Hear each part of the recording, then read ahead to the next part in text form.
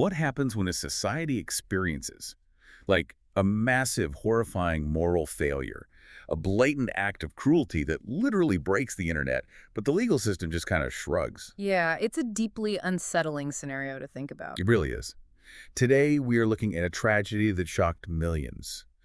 And, well, we're exploring why fixing it requires us to completely redefine how we understand human behavior. Today's stack of sources is, honestly, it's heavy. It is very heavy, both in subject matter and just sheer intellectual weight. Right. We're pulling from global news reports like from the BBC. We've got sweeping social media campaigns, a massive change.org petition, a really insightful blog from Lewis and Clark Law School, and some incredibly dense academic texts on the philosophy of social science. Oh yeah, featuring works by philosophers like Rosenberg, Kincaid, and Rizord. It's a wide-ranging stack. It really is. It weaves together this grassroots internet culture with high-level academic theory. But, all of these sources converge on one central, very difficult puzzle. Exactly. So our mission today is to tackle a highly distressing but crucial topic. And that is the horrific abuse of a stray dog named Wang Wang in China. We're going to figure out how we can use heavy-hitting philosophical lenses from the social sciences to analyze exactly why people commit such abuses. And more importantly, I think we're going to look at how these dense theoretical frameworks are actually being used by advocates right now, like on the ground, to drive real-world improvements in animal welfare. Right, because bridging that gap between the theoretical architecture of society and the practical reality of grassroots activism, that is where the real work happens. It absolutely is. Now, before we jump into the details, I do need to make a very important note for you, our listener. The sources we are analyzing today, they contain some sensitive political and social elements regarding China's legal system, its laws around minors, and its internet censorship apparatus. Right. It's a complex environment. It is. So our goal in this deep dive is to impartially report the facts exactly as they are presented in these sources. Yeah. We are not endorsing any political viewpoints, and we aren't taking sides on these domestic policies. Exactly. We are simply exploring the ideas, the events, and the frameworks just as they are contained in the original source material. And maintaining that neutrality is so vital. When we apply the philosophy of social science to a highly charged event, we have to look at the mechanisms of society, the laws, the algorithms, the human reactions, as objectively as possible. Absolutely. So let's start by laying out the facts of the inciting incident, and I will warn you up front, this is incredibly tragic. It is a tough listen. Yeah. In June 2026, in the city of Jiang, in China's Guangdong province, a gentle stray mother dog named Wang Wang and her 3 14-day-old puppies were brutally killed. Just heartbreaking. According to the news reports and the Change.org petition, 4 minors trapped them, beat the puppies to death with spiked clubs, and then used a flammable liquid to set the mother dog on fire. Oh. And chillingly, the boys were seen laughing and filming the act on their phones. And, the visceral nature of that event generated immediate and massive public outrage on the Chinese internet. The public recognized it instantly as a violation of basic decency. Right. But the legal reality in the aftermath is what really sets the stage for our philosophical discussion today. The abusers, they were all under the age of 14. Which complicates things legally. Massively. Under Chinese law, minors under 16 generally do not face criminal liability, except for major crimes like murder or rape. Because they fell below the age of statutory criminal responsibility, the authorities sent them to a specialized school. Right, which is essentially a corrective facility rather than a prison. Exactly. Furthermore, mainland China currently lacks a comprehensive nationwide animal protection law that would explicitly penalize the torture of strays. And adding another layer to this systemic response, the state's censorship apparatus stepped in. Right, I saw that. Yeah, authorities actively scrubbed the video and the outrage-filled social media posts. They actually issued an official statement urging the public to stop disseminating the information. And what was their reasoning for that? Their stated reasoning was to protect the minors' identities and prevent cyberbullying. Okay, so when we look at this sequence of events through the philosophy of social science, we immediately hit a wall. We have a society screaming that something is wrong and a legal system that literally cannot process the violation. What's fascinating here is how the philosopher Mark Rizord breaks down this exact tension. He uses the concept of normativity. Normativity. Yeah. In the social sciences, if you want to understand how a society functions, you have to dissect its norms, and they are not all the same. How do you mean? Well, there is a moral norm, which is a broad, often unwritten prescriptive rule, like do not torture innocent creatures. Right. Then there are social norms, which are the local customs and shared expectations of a community. And finally, there are legal norms. These are explicitly codified laws backed by the threat of state-enforced consequences. Okay, let's unpack this, because I think we need an analogy to really see how these interact. It's almost like a computer system running without a specific firewall. I like that. How so? Well, the moral software of the society is functioning perfectly, right? The users are screaming, sending red alerts, flagging that a massive moral violation has occurred. The public outrage proves the moral norm is healthy and active. Absolutely. But without the hard-coded legal norm, a comprehensive animal protection law, the operating system physically cannot process a penalty. The mechanism for punishment simply isn't written into the code. That is a great way to put it. So as a social scientist, how do you even begin to analyze a society where a glaring moral wrong has zero legal consequences? You have to look at the vacuum itself. So Harold Kincaid's work on social norms argues that norms aren't just abstract floating ideas. They are functional tools that are supposed to guide human behavior. Okay. When you have a normative vacuum where the moral outrage is deafening but the legal structure is completely silent, you have to ask a more fundamental question about human motivation. If there was no fear of legal consequence, what actually caused the behavior in the first place? Why did these four boys choose to do this? Which forces us to figure out how we even diagnose human action at all. Exactly. And that brings us to one of the most massive divides in the philosophy of social science. It's the battle between naturalism and interpretivism. Naturalism and interpretivism. Yeah.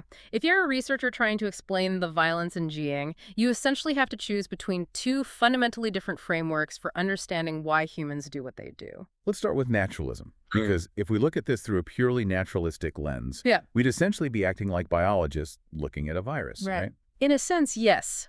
Metaphysical naturalism views humans as strictly part of the natural world, no different from plants or planets. So it's all cause and effect. Exactly. A naturalist argues that human behavior is driven by underlying scientific causal laws.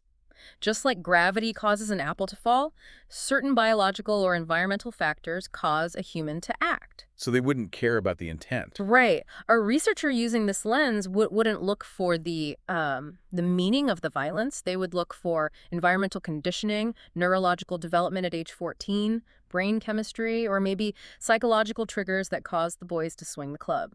But relying only on biology or environmental triggers just feels incomplete here. I mean, it doesn't explain the most disturbing detail from the BBC report. Which detail? The boys laughed, and they filmed the act. A purely biological reflex doesn't pull out a smartphone to document itself. No, it doesn't. That implies this act meant something highly specific to them. They were performing. And you are touching on the exact limitation of the naturalist theory in this context. It's why many social scientists turn to interpretivism instead. Okay, so how does interpretivism look at it? Interpretivism completely rejects the idea that we are just biological machines reacting blindly to stimuli. Interpretivists argue that you can only understand human action by uncovering the meaning and the internal rules behind the action. Right. To do this, they rely heavily on a framework that philosopher Alexander Rosenberg calls folk psychology. Folk psychology. Now, we should clarify for everyone that this isn't about traditional folk tales or anything like that. This is about beliefs and desires. Exactly. It is the implicit, everyday theory of mind we all use to navigate the world. Folk psychology posits a very simple equation. Which is? If a person desires a certain outcome and they believe a certain action will achieve that outcome, they will perform the action. Okay, so applying that to the boys. If we apply this interpretivist framework to the tragedy in Guangdong, we have to deduce the equation. The boys desired something, perhaps amusement, dominance, or maybe social clout among their peers. Right. And they believed that committing this horrific act, and specifically filming it, would fulfill that desire. I have to push back on this, though. If we just reduce this horrific calculated torture to a clinical equation like, oh, they simply acted on their beliefs and desires, aren't we kind of normalizing it? That's a fair concern. Doesn't interpretivism risk excusing the behavior by just throwing our hands up and saying, well, that's their reality, that's their local culture? That is actually a very common critique of interpretivism. It's often called the problem of relativism. But the framework has built-in limits. Like what? Well, Risjord discusses the principle of charity in interpretation. This is a methodological rule, assuming that human beings generally have rational, coherent beliefs. When an action is this extreme, uncovering the meaning of the act does not excuse or justify it. Instead, it exposes a terrifying flaw in the actor's rationalization. To stop a behavior, you cannot just treat the physical symptom. You have to understand the specific disease infecting their belief system. You have to understand why they believed this was a good idea. And a massive part of that disease infecting their belief system is the internet. I mean, the fact that they filmed the abuse isn't just a side note on a police report. It is the central driving mechanism of the action. It alters the entire landscape of their motivation. Here's where it gets really interesting. In our stack of sources, we have a fascinating blog post from the Lewis and Clark Law School discussing animals, the law, and modern media. Oh, yeah. This card is intense. They highlight a staggering, honestly sickening statistic. A 2024 study found that in just a 3-month period, 604 staged fake rescue videos received over 500 million views online. 500 million views in 3 months. That scale is difficult to even comprehend. And these aren't genuine rescues. These are videos where animals are intentionally put in imminent danger, like a puppy being placed next to a predatory snake or trapped in mud. Just awful. Yeah, just so a human can dramatically swoop in and quote-unquote rescue them for clicks, shares, and algorithm-driven ad revenue. The animals suffer massive physical and psychological trauma purely to generate content. When you introduce a camera and an audience into human behavior, you encounter a crucial concept in the philosophy of social science known as reflexivity. Reflexivity. Yeah. Think about a physics experiment. If you measure the temperature of water, the water doesn't know it's being watched. It doesn't change its boiling point to impress the thermometer. Right. But human subjects are reflexive. They are acutely aware they are being observed, and they actively alter their behavior based on the anticipation of that observation. It's like a twisted social version of the observer effect. The existence of the camera doesn't just passively record the cruelty happening in front of it. The camera actually generates the cruelty. If there was no digital audience, there would be no staged rescue. The violence only exists because the lens is open. Connect this to the listener for a second. Think about how you act when you know your boss is watching you on a Zoom call versus when your camera's off. Oh, completely different. Your behavior shifts instantly. Now multiply that reflexive pressure by 500 million potential views. And if we connect this to the bigger picture, this reflexivity is exactly why social science struggles so much to predict human behavior. And it's why Rosenberg's folk psychology gets so complicated in the modern era. Because the desires are manipulated. Yes. When social media algorithms explicitly reward shock value, outrage, and emotional manipulation with millions of views and dopamine hits, the basic rules of folk psychology become warped by digital incentives. That makes total sense. What people desire and what they believe will get it is no longer shaped just by their local community, but by the mechanics of the feed. The boys who killed Wang Wang were not acting in an isolated physical space. They were acting for an anticipated digital audience. The algorithm basically incentivizes the extreme. Exactly. But here is the incredible pivot in this story. While the camera and social media algorithms undeniably fueled the tragedy, those exact same digital tools are now being weaponized by animal lovers to fight back. The response to Wang Wang's death has evolved into this highly coordinated global mobilization. The scale and sophistication of the response, as detailed by the BBC and various campaign pages, is just remarkable, especially given the domestic roadblocks activists face. The roadblocks were substantial. Inside China, censors aggressively tried to cool the heat to prevent unrest. Physical protests faced immediate hurdles. Right. For example, a shopping mall in Changsha was ordered by its management to take down advertising billboards that activists had purchased to feature Wang Wang's story. But instead of giving up, citizens just moved the fight offline and overseas, finding loopholes in the system. They essentially decentralized the movement. Exactly. Look at the specific actions from the sources. A Taiwanese woman named CK personally spent 30,000 new Taiwan dollars to put up a massive billboard on a skyscraper near Taipei 101. Wow. She told reporters she did it just to foster a sense of unity among advocates. Another woman, Alara, used AI tools to rapidly translate the story into over 10 languages, spreading the narrative globally before censors could contain it. And the visual footprint of this movement is staggering. We're seeing reports of Times Square digital screens in New York flashing Wang Wang's photo every 35 minutes with the caption, "She was loved, she wanted to live." We saw football fans in a Dalian stadium coordinating to display a cartoon of the dog on a huge screen before a game. Sellers on the e-commerce site Taobao distributing car decals so people can turn their daily commutes into rolling protests. It's incredibly creative. And then there is the Change.org petition, which has gathered over 104,000 verified signatures.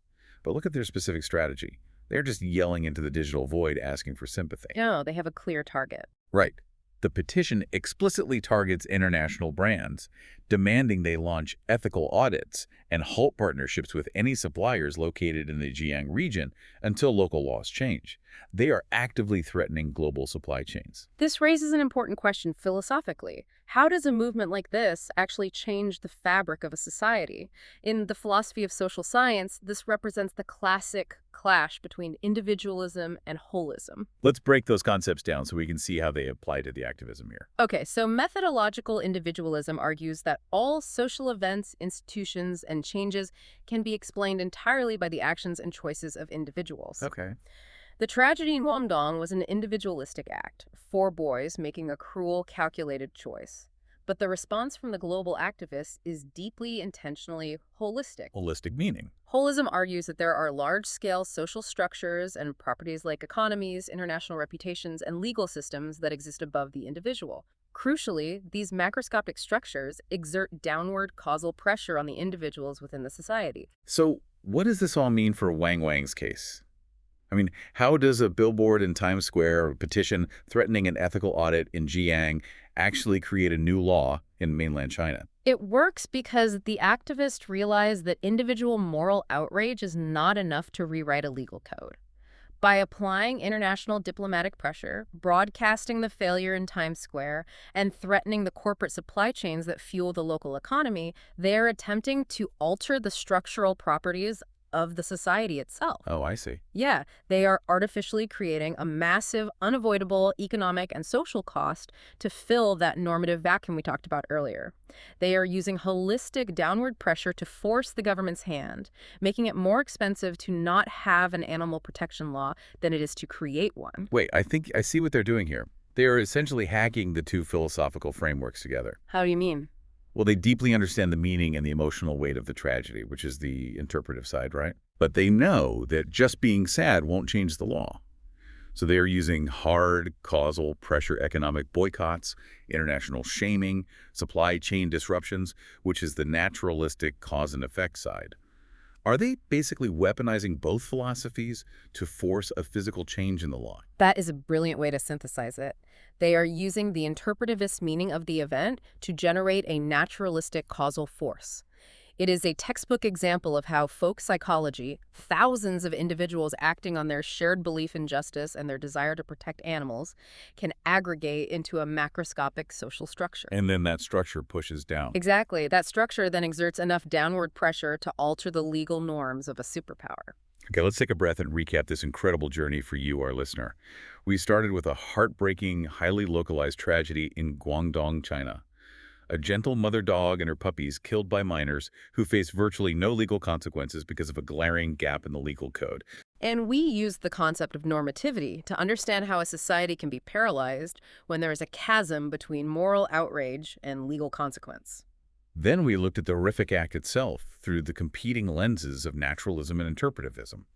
We realized that looking for biological causes just wasn't enough. We had to understand the warped meaning behind the act, discovering that the boys' beliefs and desires, their folk psychology, were fundamentally hijacked by the presence of a camera. We examined how the reflexivity of modern media and the cold math of digital algorithms can actually generate cruelty by incentivizing it with millions of views. And finally, we witnessed how a decentralized global movement is utilizing holistic structural pressure, from AI translations and Times Square billboards to targeted supply chain threats, to force the creation of new legal norms to protect animals. Whether you are studying for a sociology exam, maybe prepping for a boardroom debate on ethics, or you are just insanely curious about the invisible forces shaping our lives, understanding why humans act the way they do is the very first step to changing the world for the better. But if we connect all of this back to the beginning, it leaves us with a lingering, somewhat unsettling thought. What's that? We've seen that human beliefs and desires are incredibly malleable. They are easily molded by the promise of social media views and algorithmic reach. If our moral norms are increasingly dictated by digital platforms that reward extreme engagement above all else, are the algorithms themselves becoming the new social structures that govern human morality? And if so, how on earth do we program empathy into the code? Wow. Suddenly, diagnosing society doesn't just mean looking at our laws or analyzing our personal actions. It means looking deeply at the very digital infrastructure we've built and asking if the firewall we so desperately need isn't just a legal one, but a digital one. Thanks for diving deep with us. We'll catch you on the next one.